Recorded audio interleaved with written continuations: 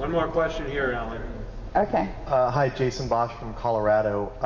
What's the relationship, or is there a relationship between the state banks and the Federal Reserve and the Bank of International Settlements, or is it outside of that? There would be no relationship with the state banks. Oh, well, no. The Bank of North Dakota does have a credit line with the Minnesota Federal Reserve.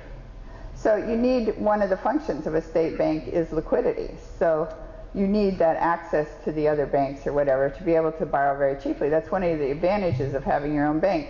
You get to borrow at 0.25% instead of at 5%. And then the Bank for International Settlements is the regulator of, they set the rules. So right now what the big rule is the capital requirement.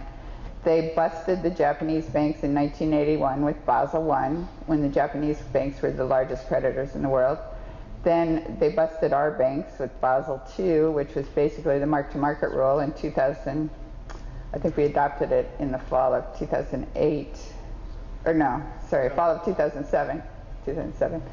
And now they're attempting to bust, I mean, they wouldn't put it that way, but now what's happening is Basel III is going to bust the the local banks are all complaining that these capital requirements are just out to get them, that they can't meet those increased capital requirements, and they were not responsible for the problem. I mean, these regulations are squeezing the little banks that were operating conservatively, and it's the big Wall Street banks that can meet the capital requirements that aren't actually getting touched by those regulations. So that entity we do have to deal with, and if we're a state bank, I suppose we have to comply with that, but we're not going to have we'll be like a Wall Street bank.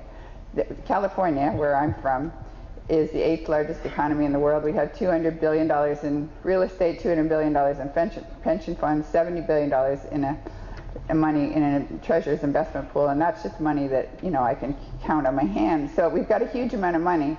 There's no way we can't meet our capital requirement.